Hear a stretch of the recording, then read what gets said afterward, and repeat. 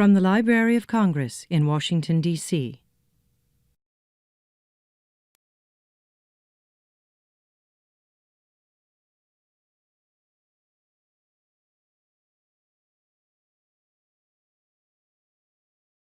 Well, good afternoon. My name is Jason Steinhauer. I'm a program specialist at the John W. Kluge Center at the Library of Congress. Today's program is presented by the John W. Kluge Center at the Library of Congress and co-sponsored by the library's Veterans History Project. The Veterans History Project is the nation's largest oral history project and the only project mandated by Congress to collect, preserve, and make accessible the personal accounts of America's war veterans. To date, the project has collected almost 100,000 veterans interviews and has this year celebrated its 15th anniversary, including a dedicated campaign asking those in the DC area to do their part and interview World War II veterans for inclusion in the Library of Congress collections.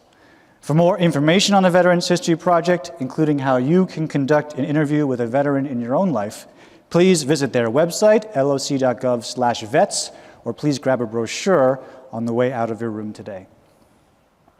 The John W. Kluge Center is a vibrant scholar center on Capitol Hill that brings together scholars and researchers from around the world to stimulate and energize one another, to distill wisdom from the library's rich resources, and to interact with policymakers and the public. We offer opportunities for senior scholars, postdoctoral fellows, and PhDs to conduct research in the Library of Congress collections. And we also offer free public lectures, programs, conversations such as this one, as well as administer the Kluge Prize, which recognizes outstanding achievement in the humanities and social sciences, and which was awarded this year to philosophers Jürgen Habermas and Charles Taylor. For more information about the Kluge Center, please visit our website, loc.gov/Kluge, and I invite you to sign up for our RSS email list on your way out. Today's program is titled The Last Mission, The Legacy of a Lost World War II Bomber Crew.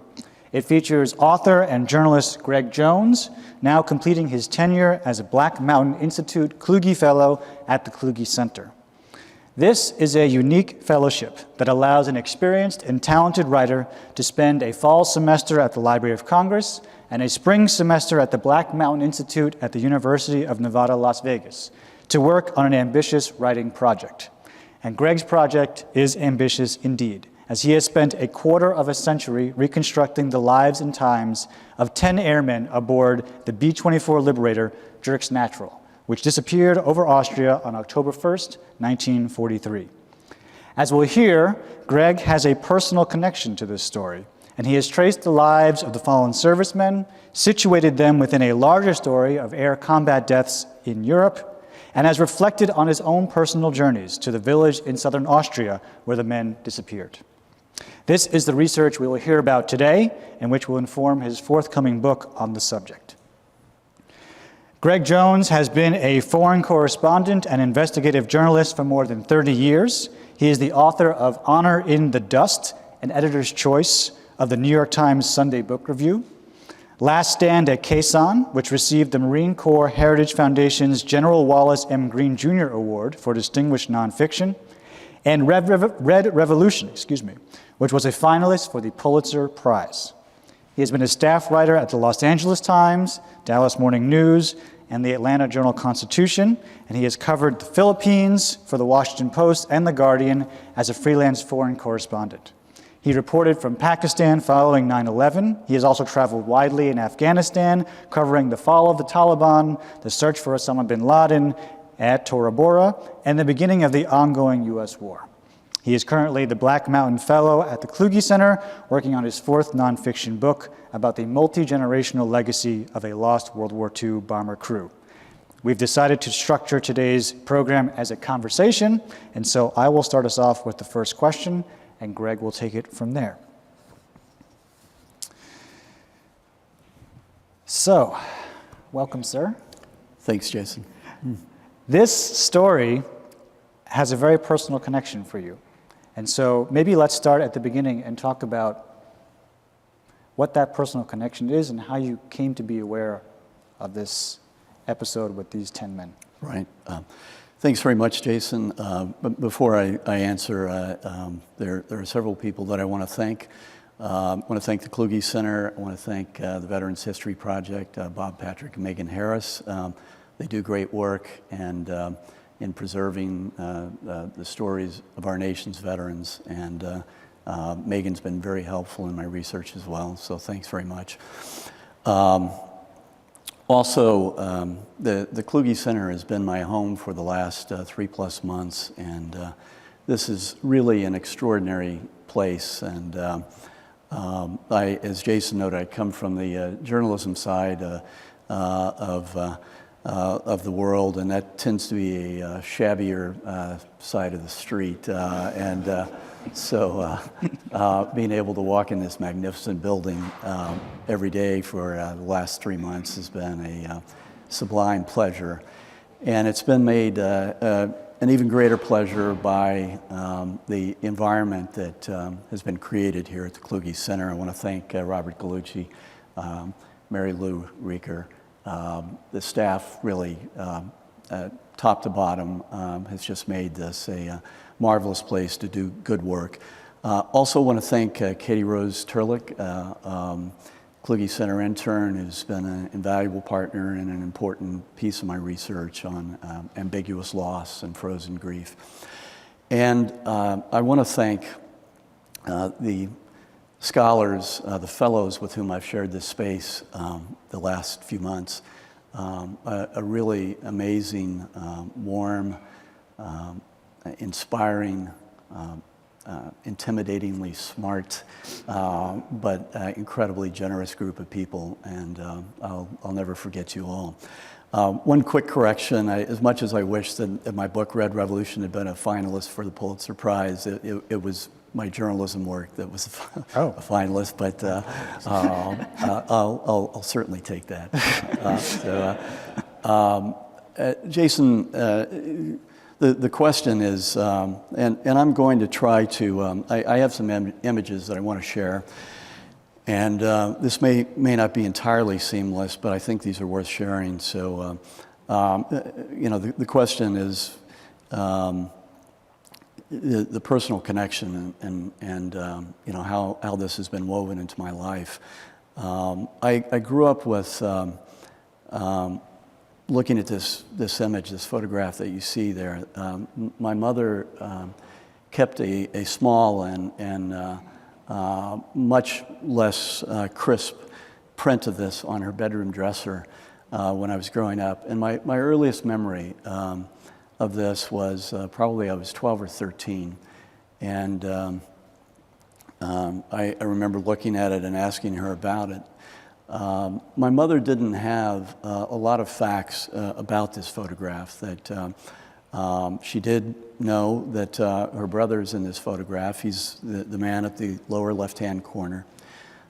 His name is L.H. White. He was a technical sergeant and the radio operator on this bomber crew. She knew that the crew had disappeared over Austria during a mission on October 1st, 1943. And beyond that, she didn't know a lot, that there were questions as to whether or not they had been found, whether any of the other men had been found.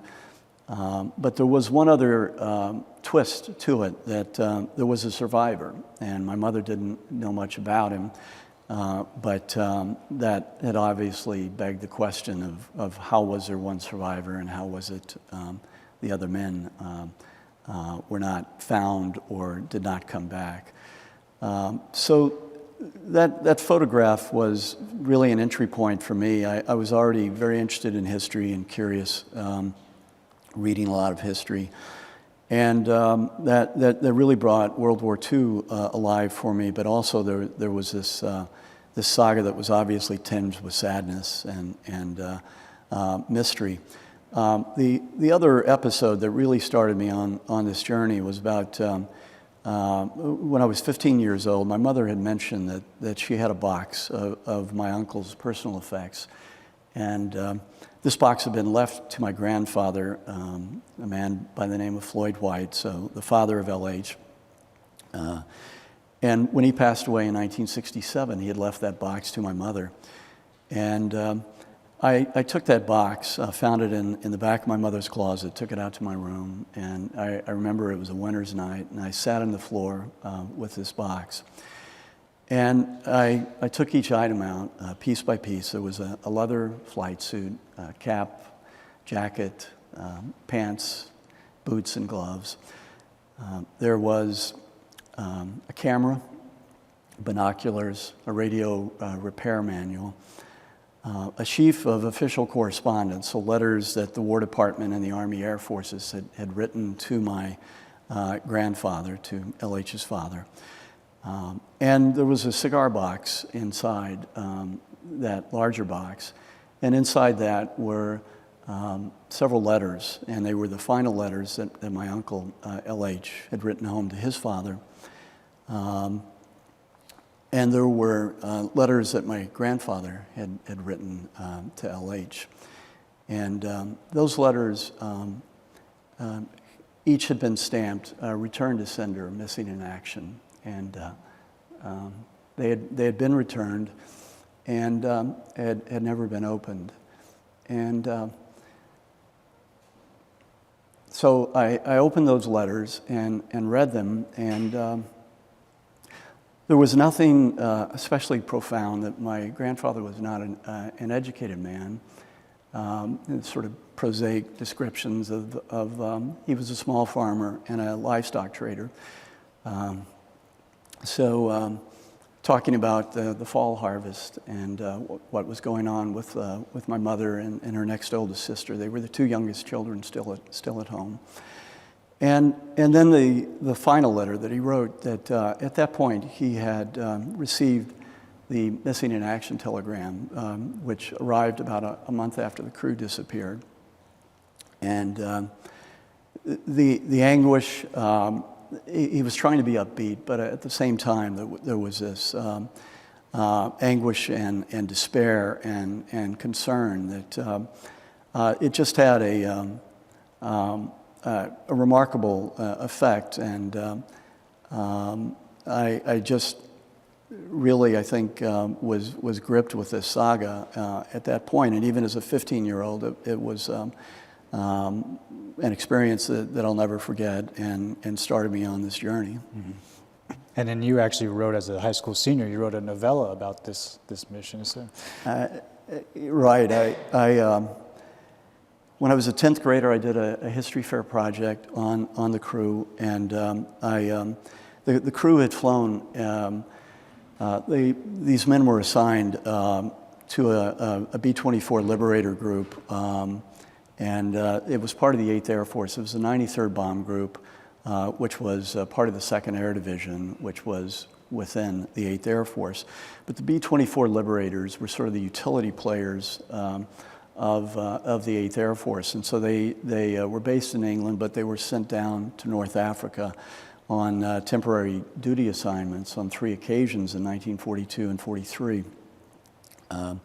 And so the crew had actually flown the famous low-level Ploiesti oil field mission of August 1st, 1943.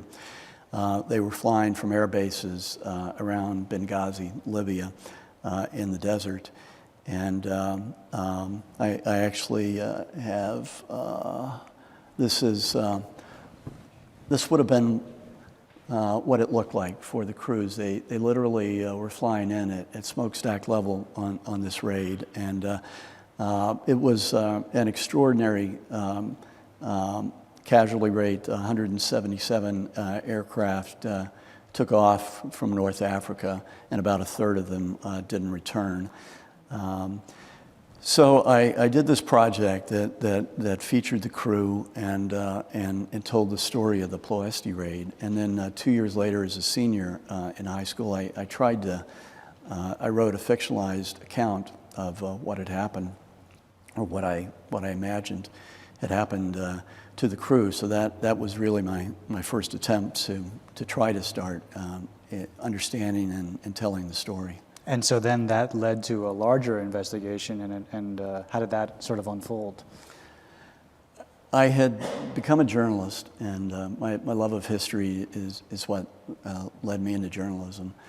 I had been a foreign correspondent, a freelance foreign correspondent in Southeast Asia and in Mexico, and I'd come back from 6 years overseas. And in early 1990, I was visiting my parents in our hometown in southeast Missouri. And I went to my mother's closet, and I got that box of my uncle's personal effects out. And just like that night, it was 15 years after that night I'd first gone through it. And so I went through this box again, item by item, and I was taking notes this time and going through the sheaf of documents. And the documents were documents like this. This was a letter that the squadron commander, a much beloved man by the name of Joseph Tate, had written my grandfather in December of '43. So the crew had been missing about 6 weeks at that point. 2 days after Joseph Tate wrote this letter, he disappeared, was shot down over Germany.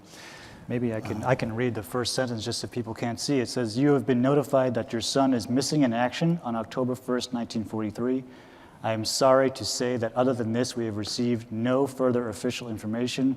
If we do, you can be sure we will not fail to notify you immediately within the bounds of censorship." That's the first paragraph. So in this box, that there were letters like this, but there really, again, there was such a dearth of details. But one document that was in there, in addition to this, was a list of addresses. And I think we may be locked up, so hopefully that'll come. But the 1943 addresses, what they would do was they would list all the crew members, list the next of kin, and then send that to the families so the families could correspond with one another, try to keep each other's spirits up in the absence of information. And so this list had been circulated to all the families, and they began corresponding with one another, and they had stayed in close contact for a number of years, and then parents had died in many cases, and families had drifted apart. But I found this, and I decided that I would try to track down the families, and so I started writing the hometown newspapers. This was still the internet and email widespread access was still a few years away, so which dates me. But the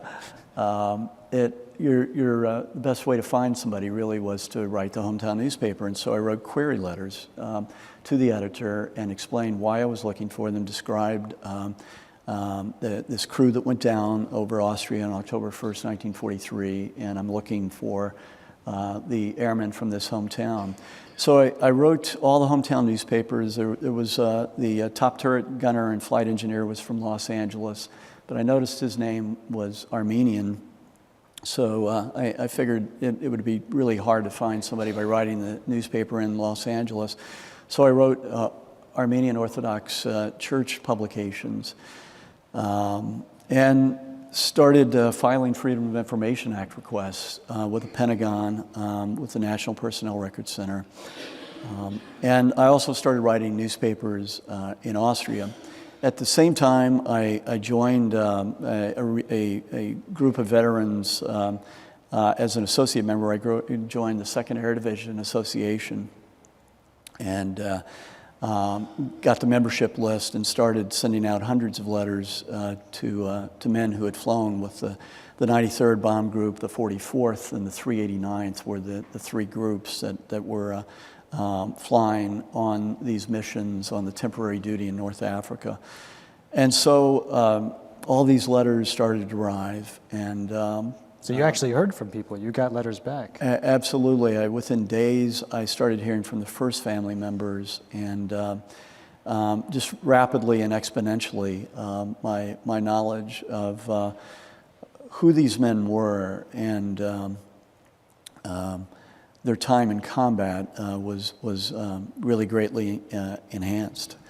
And there is I'll show you a couple of other photographs here that these were the guys in training. So I started to learn more about, I wanted to understand what they went through, how they became a crew.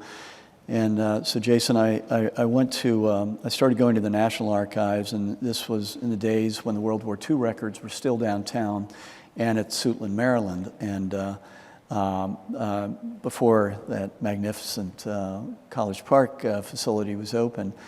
And so I was pulling sortie reports. I was finding everything I could to piece together. I also went to the Air Force Historical Research Center at Maxwell Air Force Base in Montgomery, Alabama, and learned a lot about the training and the extraordinary pressure there was to turn out bomber crews. A really astonishing fact that there were 15,000 deaths in training accidents, airmen, during World War II. 15,000 in the U.S. So that number astonished me. But when I read these documents, I started to understand why they had young green pilots, a shortage of 100 octane aviation fuel, things like that. And so. So let's talk a little bit about the crew. You know, who were these guys? How did they come together? Where were they from? And tell us more. It was a cross section. If you set aside segregation, so they all were white or Hispanic, but really covered the gamut of city boys and country boys. That there was the son of a wealthy New York City, Manhattan businessman who had gone to Columbia University. The father had. There were a number of immigrants in the group. That my uncle is in the back of the far right there. Next to him was Jack Kasparian, the son of Armenian immigrants. And then Phil Bedwell, the third from the right, was from Marion, Indiana. These other two men in this photograph were on the crew, but the crew there was still a lot of churn before they went overseas, and men going AWOL and having a bit too much to drink and things like that, and so sometimes men were here and then they were gone. This is the plane. I did want to mention this, that something that threw me from that crew photo was, you may have seen, the name was War Baby on the plane. That was actually not the plane they were flying, and I was puzzled for a long time why they posed in front of that. That aircraft, War Baby, was what was known as an assembly ship. So an assembly ship was typically a worn-out aircraft that would take off and then would start rotating and would become the rallying point for the other aircraft that would take off on a mission. And so usually they would be painted garish colors and things so they could be distinguished. And then the other planes would take off and fall into formation. My uncle's crew, the pilot was a guy by the name of William Stein, the son of Lithuanian immigrants, a Brown University economics graduate.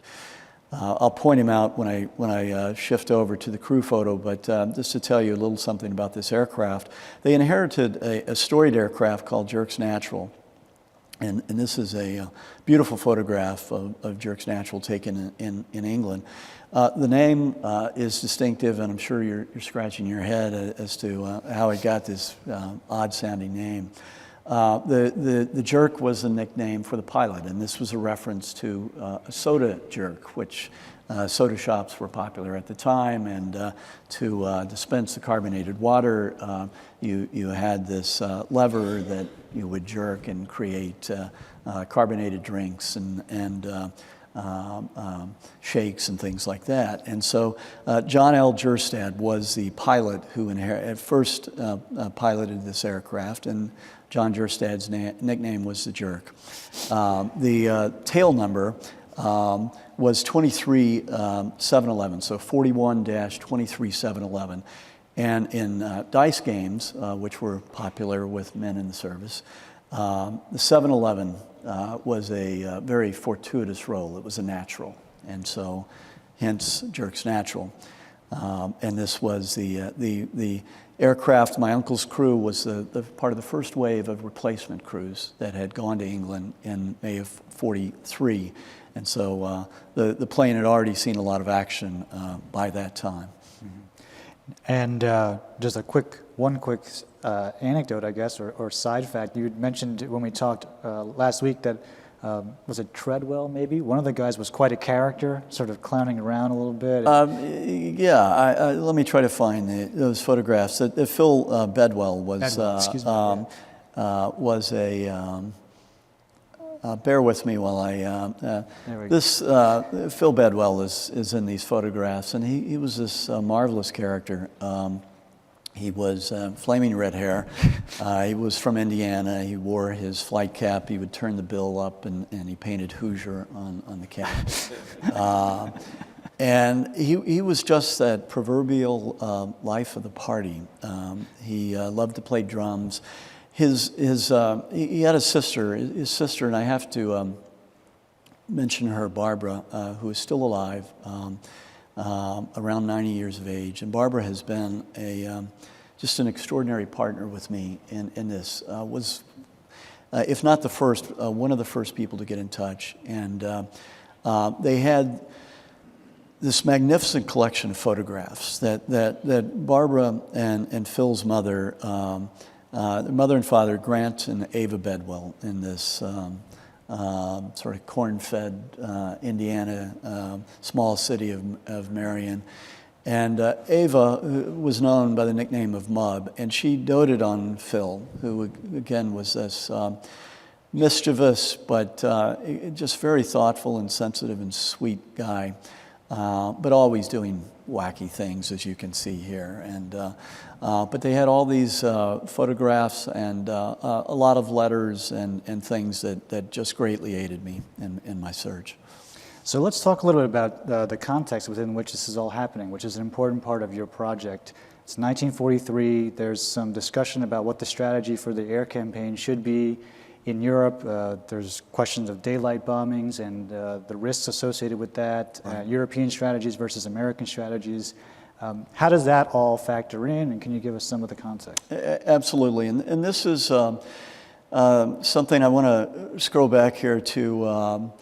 I have a photograph of Henry Hap Arnold, the Air Force Commander-in-Chief, is on the right in this, and then that's Ira Aker on the left, who commanded the 8th Air Force from December of 1942 to December of 1943. Aker was a longtime subordinate and actually had co-authored a couple of books with Hap Arnold before the war on military aviation.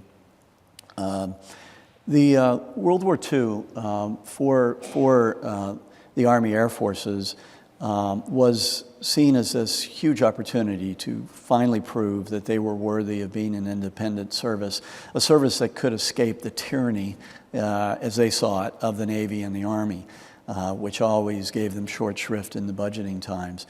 And so in the 20s and 30s, all these disciples of Billy Mitchell, who was really the father of American air power, who had emerged from World War I and started to develop the doctrine of bombing as a decisive force in warfare.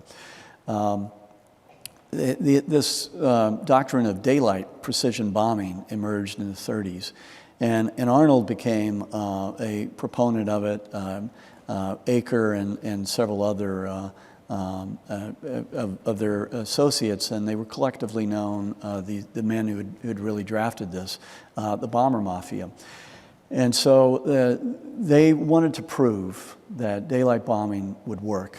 And the British, when the Americans entered the war, warned Hap Arnold and the Americans that you can't do it, that you're going to lose too many men. The British had tried daylight bombing, had given up, and had gone to nighttime bombing, which was called area bombing, which was essentially you fly over a city and drop your bombs. And the British could justify it by saying that you had war factory workers there, so therefore we're hitting a military target.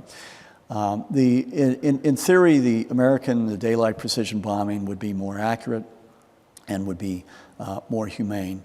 There was also some parochial interests that come into play, and that's fascinated me because it gets into the exercise of power and not just the convictions of the bomber mafia that this could be done, but also this sense that this is our opportunity to create the independent Air Force.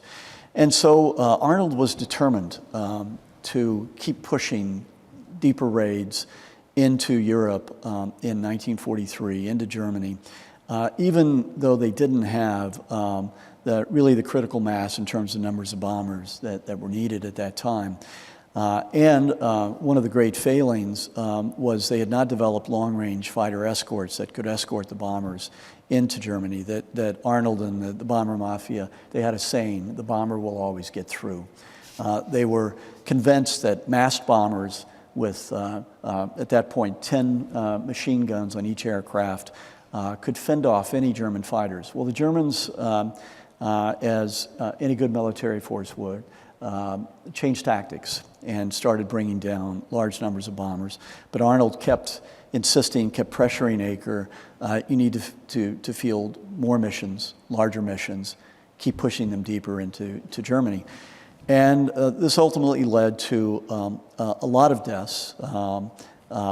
Casualties soared through the summer and fall of 1943, and my uncle's crew was one of those crews that was shot down as a result of the prosecution of this without the long-range fighters. So let's talk about the summer and fall of '43. So the crew, or your uncle's crew, was actually first involved in the Ploiesti Raid, and so let's start there and maybe tell us about their experience during that famous raid.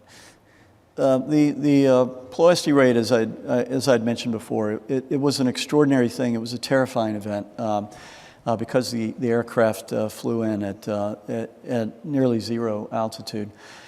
My uncle's crew, actually the pilot of Jerks Natural, William Stein, slid into the co-pilot seat. Their co-pilot had fallen ill in the desert camps, and so Stein flew as a co-pilot, and an experienced pilot by the name of Cleveland Hickman from Northern California flew the aircraft.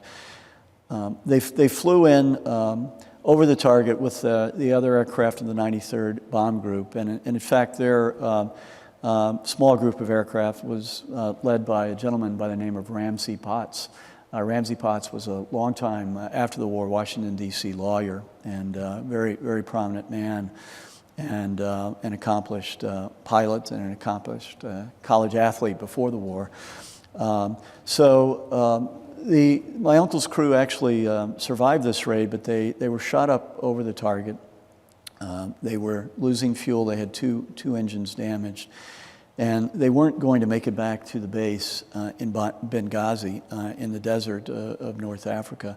And so they made an emergency landing at Pechino, Sicily. So it's on the southeastern peninsula in Sicily, which had just been, the Sicily invasion had just happened about 3 weeks earlier on July 10th. And so the British had just taken that area.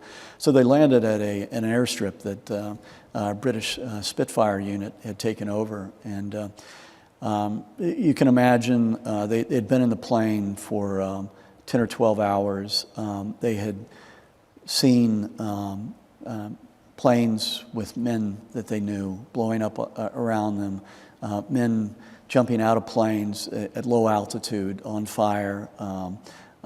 It was really just unspeakable carnage that they witnessed and experienced. And the bombardier, this beautiful soul from Oakland, California, guy by the name of John McDonough, and I hope to talk more about him later. But John was climbed out of the aircraft and was physically ill, just hanging on the nose wheel for the better part of an hour.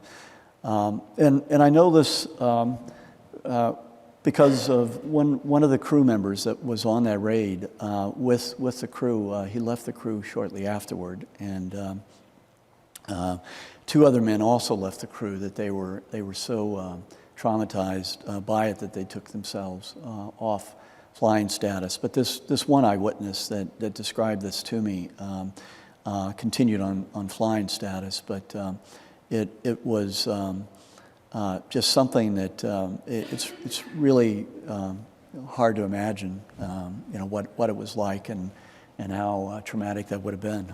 Yeah, and so they survived that dangerous raid. They, I think you told me that they got a chance to actually go to England for a little bit and enjoy themselves, maybe in a little bit of reprieve in August of '43. But then they were back at it again, flying more missions in the fall. And maybe you could now tell us about the fateful mission, the one that they didn't come back from. They had flown a few missions after Ploiesti, and then the B-24 groups were shifted back to England, and the men got to leave, went to London for some R&R, and they flew a couple of missions out of England in early September, and then in the middle of the month. For the World War II historians in the group, that was the Salerno landing, so the landing on the Italian mainland, which happened in mid-September. And the beachhead was imperiled almost immediately, and there was concern that the Germans were going to overrun it. And so they rushed the B-24 groups from the 8th Air Force back down to North Africa, and this time to Tunis, Tunisia. By the time they got there, the beachhead had been secured, and the Allied landing forces had broken out. And so the crews started flying missions against targets further up the Italian mainland, hitting railheads and that sort of thing that was trying to rush German reinforcements down. And they flew those missions without incident, and then there was one final mission they were going to fly, and it was a very long mission to Wiener Neustadt, Austria. It was a factory that was the source of the second most important factory that was manufacturing the Luftwaffe's frontline Me-109 fighter plane. So this is about 30 miles south of Vienna. So they took off early on the morning of October 1st, 1943. Flew across the Mediterranean, across Italy, the Adriatic, Yugoslavia. Then they turned north, and then struck Wiener Neustadt from the east. And it was during this raid that my uncle's crew, the crew of Jerks Natural, fell out of formation, and that was the last they were seen by the other crews of the 93rd Bomb Group. And the 93rd, that was the only aircraft they lost that day. The 44th Bomb Group lost 7 or 8 aircraft, and they got hit very hard by German fighters. But there was this mystery as to what happened to the Stein crew. So what was conveyed to the families in the immediate aftermath of this disappearance? It took about 3 to 4 weeks before the disappearance of this crew worked its way up through the echelons in the armed forces. And so the MIA telegrams were sent out on November 3rd and November 4th, 1943. And at that point, the families were given, just the essential information that they were on this raid and they disappeared over Austria. Within a week, one of the families received a telegram notifying them that their son had been confirmed as a prisoner of war of the Germans. This was the navigator, William Warren Sykes from eastern Pennsylvania. So he is the second from the right and was a crew's navigator. No information, no details were provided. just that one man was a POW. In that situation, all of the families obviously were hoping for the best, and the fact that one was a POW gave great hope. It was something that they could hang on to cling to. If one man got out and was a POW, then probably the others got out, and so the families started writing each other and exchanging bits of information, but there was no official information. That letter from the squadron commander, which came 6 weeks later in late December, noted that there was no additional information. So the families went through this long period of hoping for the best. There was the hope that perhaps they were with Tito's partisans in Yugoslavia, which were getting a lot of publicity in American papers at the time. And southern Austria was very close, and Tito's partisans were actually operating in southern Austria. So there was this great hope that they were going to come home still. And one of I'd mentioned the wealthy Manhattan businessman. He was working all his contacts, Red Cross and officials he knew in Washington. And he had a friend who was a ham radio operator, and that was very popular at the time, amateur radio operators monitoring shortwave broadcasts. And they would monitor German shortwave broadcasts to try to hear POW listings, that new POWs would be announced. And so at one point in early 1944, this gentleman in New York, Mr. Stats, wrote my grandfather, telling my grandfather that his friend, the ham radio operator, had heard my uncle's name read on a German shortwave broadcast, and that he had been listed as a prisoner of war. And so you can imagine the hopes that the family had, but they waited and waited for official confirmation, and no confirmation ever came. So in the sort of 10 to 15 minutes we have left, we can shift now to sort of the aftermath and Right. your interaction with the families and the closing of this of some of these missing pieces of information. I think you had said that it was finally in 1949 or so that they actually found some remains in Austria, so maybe 4 or 5 years after the war. So maybe you could talk a little bit about that.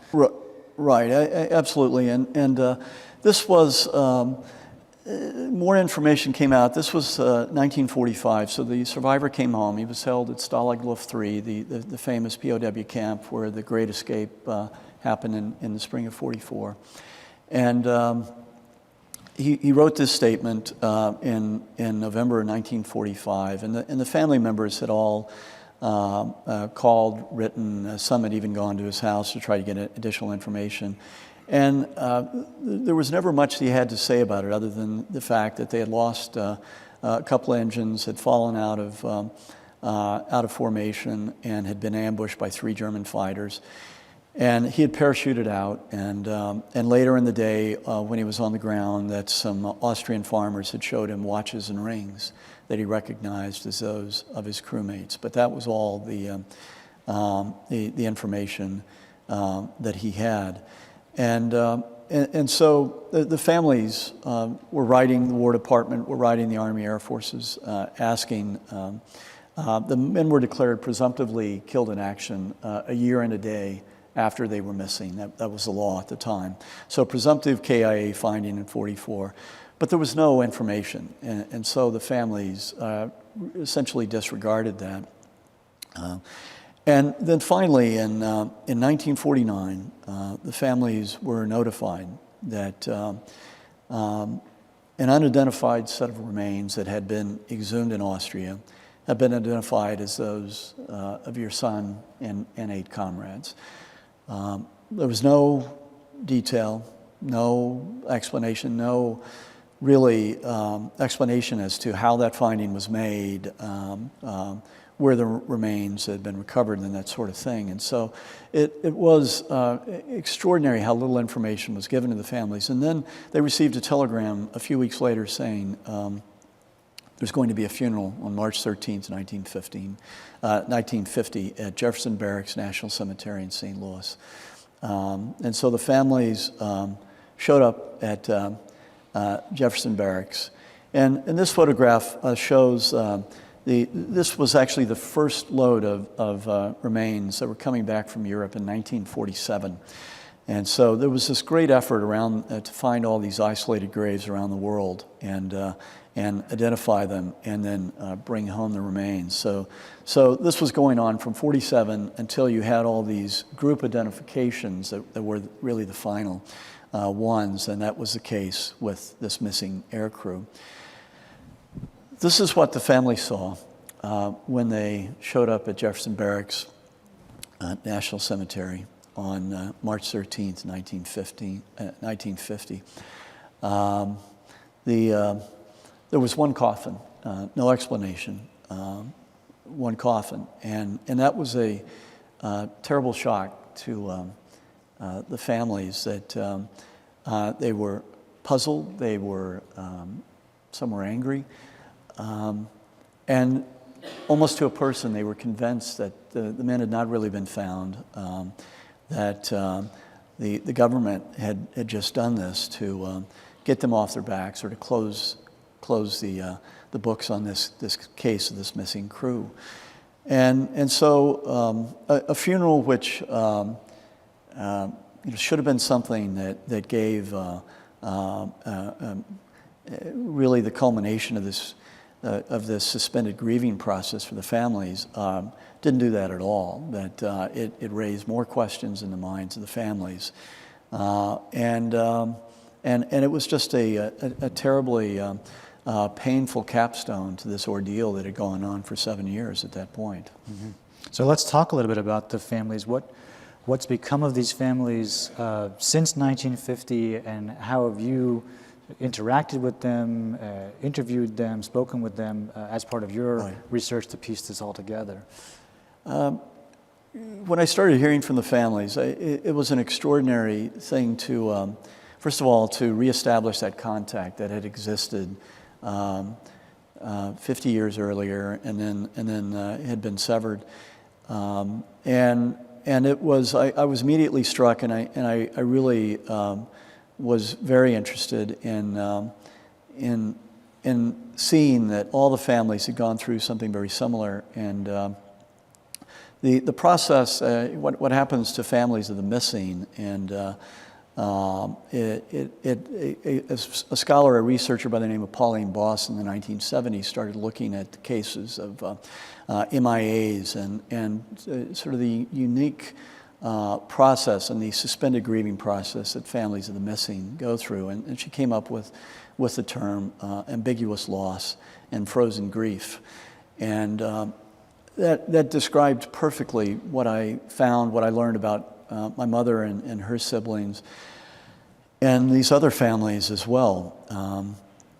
And I couldn't get past that for a long time of sort of the tragic aspects of it, and really the shattering aspects of it, and so I sort of missed the fact that the stories of this beautiful, amazing strength. The sisters, so much fell on the sisters in these families that the mothers in most cases were quite devastated, and the sisters were as well. But it was just amazing to me what they were juggling. Many of them were married, they had children, and yet they were helping to keep the families together, and at the same time, try to deal with this situation they found themselves in of do we give up hope? Do we grieve? Is that betraying our missing loved one? Do we wait? And so all these families had gone through this really terrible process, and then they had all these unanswered questions. And for me, that became one of the most fulfilling things of this whole journey. Was, as I was doing research, as I was finding out things, getting things from the Freedom of Information Act requests, from going to Austria to the village and doing interviews, with people there and finding eyewitnesses who actually saw the aircraft as it was attempting an emergency landing. That to be able to share that with the families and to be able to answer the questions of, had they possibly lived? There are all these fantasies that are common to families of the missing, whether it's a kidnapped victim or an MIA in wartime. They've had a head injury and they have amnesia. All of these things to really push off the idea that they're really gone. So it's just been a really beautiful process for me to be able to share that information before many of these people passed away, and to answer many of the questions that they had, which had haunted them for so many years. Yeah. We only have a few minutes left, but I did want to briefly touch on your visits to Austria. So you actually went to the site where the plane had come down, and you have some photographs, I think. One day in the fall of 1991, I'd sent out all these letters, and a brown envelope arrived in the mail, and I immediately saw it wasn't the sort of manila envelope that we use in the U.S., and I just sensed what it was and what was in it, and I opened it up, and there was this extraordinary photograph. And it was sent to me by this young man in the photograph, who by this time was an older man who was an engineer with Siemens in Germany, Erlangen, in Germany.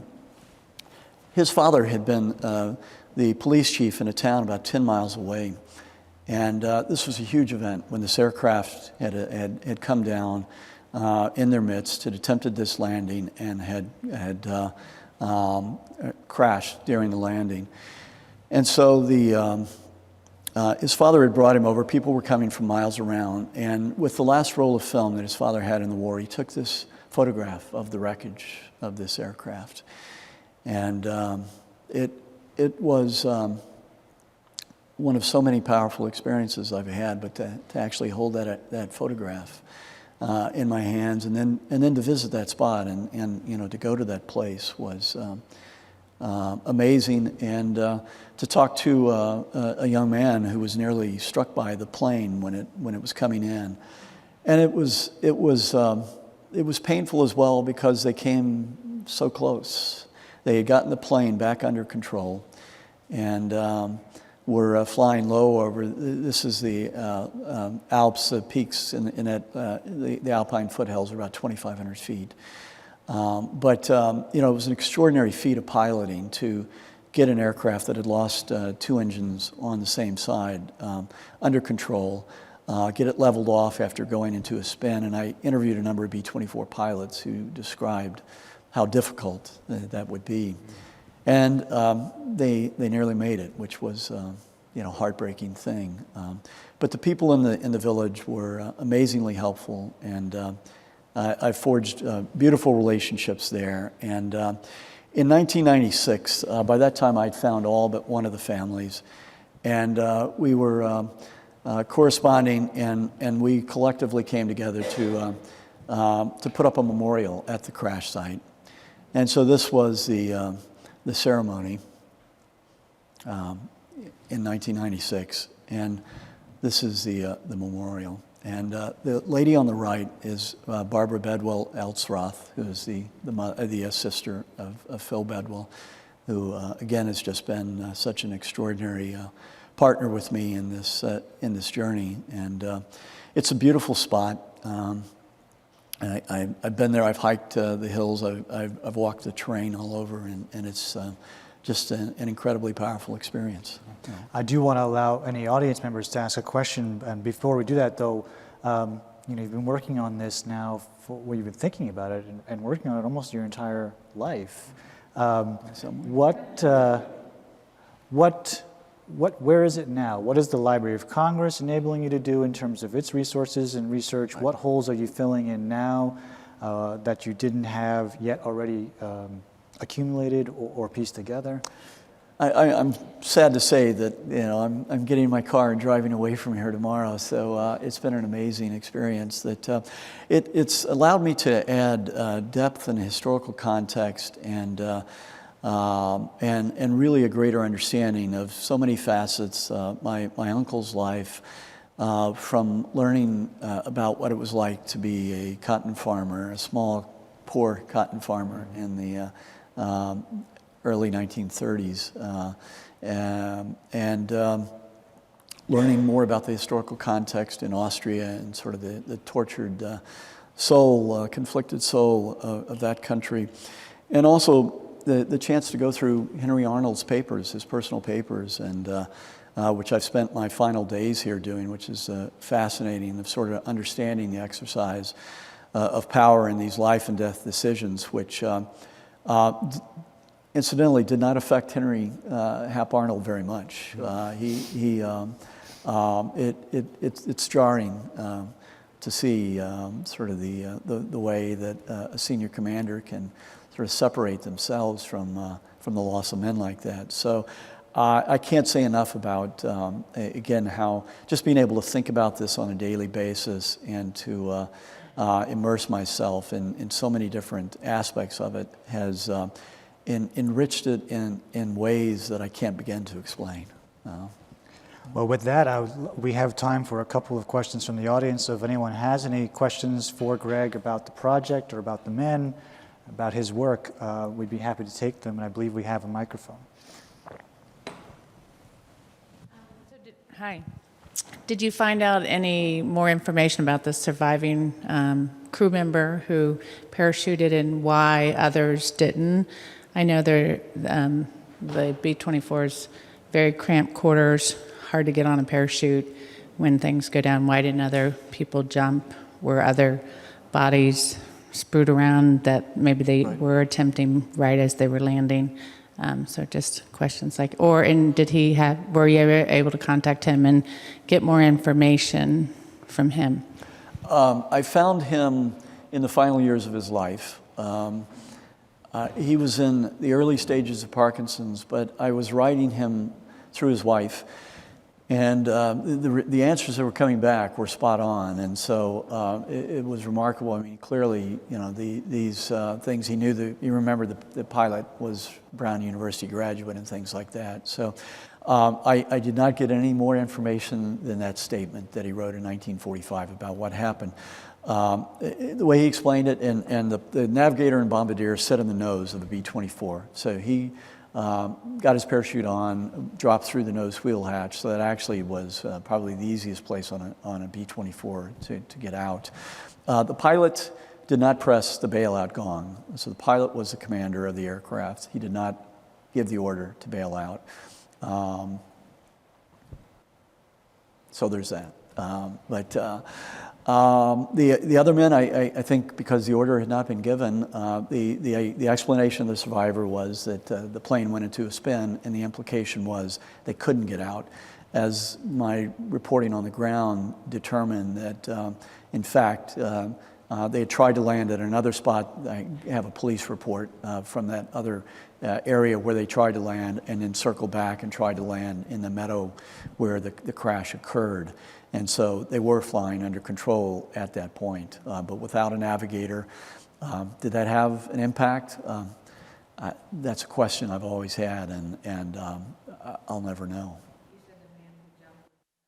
Correct. He passed away in the mid-'90s. I'm still, I got to know his wife. I'm still in touch with his son. I've talked with his sons, and a lovely family, and he went on he left the Air Force, but then went back in and flew in Korea and Vietnam and retired around 1970 from the Air Force. So, other questions? A question there? Yeah. Wait for the mic. You can. This was wonderful to hear. I can't wait to read the book. It's such a fascinating story, and I'm just one thing it calls to mind is just a couple of days ago, because it was the anniversary of Pearl Harbor, there was an article about the USS Oklahoma, where I guess a number of servicemen had been entombed effectively within the ship, and then their remains were dug up, I think around the same time, 1946 or 7 or something, maybe 43. But anyway, similarly to your story, they were kind of jumbled together. Right. And returned to a resting place in this really unsatisfactory way. And just recently, and this is why it was in the post, forensic people have begun using, I guess, the technology that's now available to identify the remains. And I'm wondering if anything like that has happened, or if there's been any sort of subsequent development with that gravesite. It's a great question, Julia. I found one document that used the term commingled remains that was shared with the families. That was never explained. The process was never explained. And I've tried to go deeply into this. There was a central identification point created in Europe at Strasbourg, France. And that's where all the remains were funneled in. So as graves were exhumed in that process, the post-war 46, 47, 48, 49 period, they would be taken to this central identification point. My theory, I want to try to dig deeper into this to see if I can find documents on this, is I think that there was such pressure, budgetary, the Cold War was deepening by the late 1940s. They were a year behind schedule in the whole repatriation program, and the pressure was on, wrap it up. And I think that where you had these air crews, that offered, and I don't mean to be callous about it, the men who were doing this work, but I think that offered an easy out, was to say commingled remains, we can eliminate 5, 6, 7, 8, 9, maybe 10 MIAs right there. And so they brought them back, and most of those were buried at Jefferson Barracks in St. Louis because that was a central location. But no doubt in my mind, after the reporting that I've done, that this was the crew, that was the crash site that I found, and there just could have been much more shared with the families that I think could have spoken to all those questions that haunted the parents to their dying days, and the surviving siblings as well. So, I think we have time for one more question, if there is one.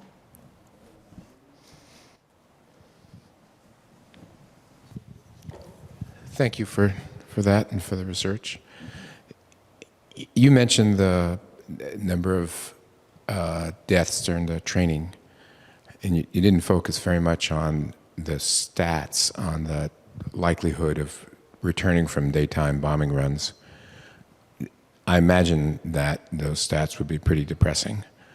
I wonder if, in talking to relatives and those who flew such missions, whether you got a sense of their expectations for survival, how far away from suicide missions were some of these bomber runs? Good question, Bob.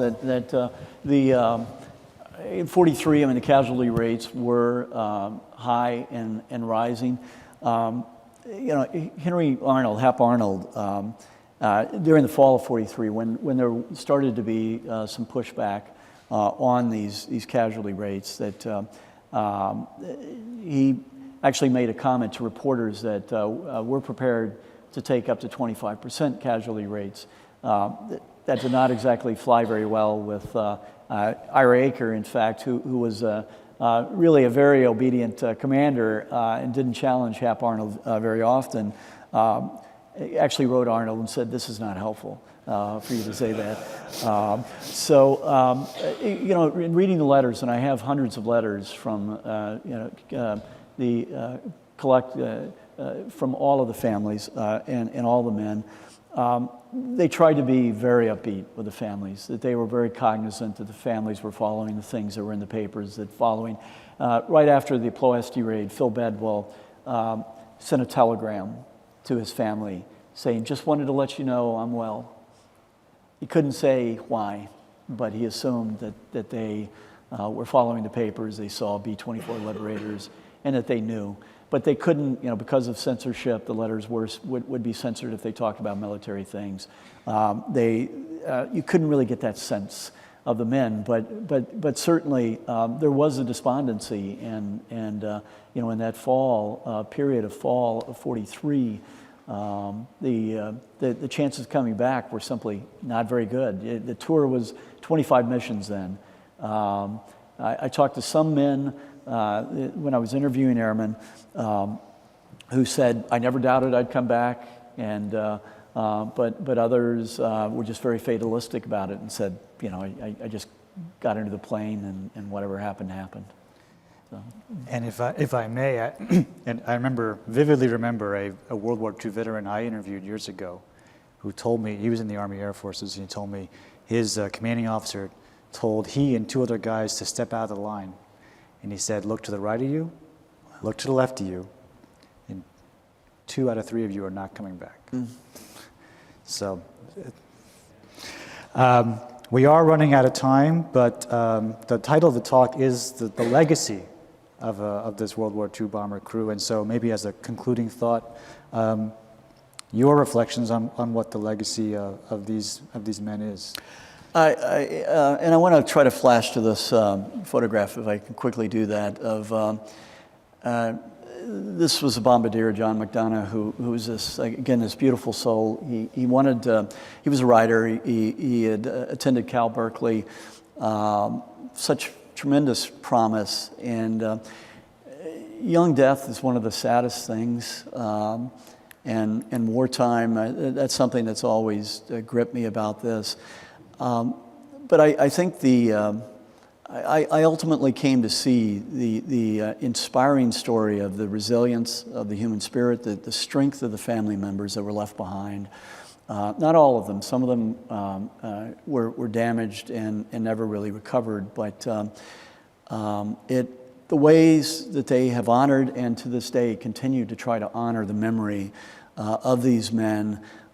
Photographs remembering them on Memorial Day, comments on websites or things like that. It's a powerful thing, and as heartbreaking and tragic as this was for all the families, that it is something beautiful just to see the strength of the human spirit, and I think that's for me what ultimately prevails.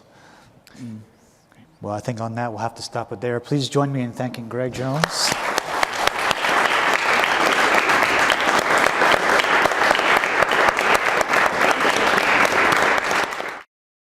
This has been a presentation of the Library of Congress.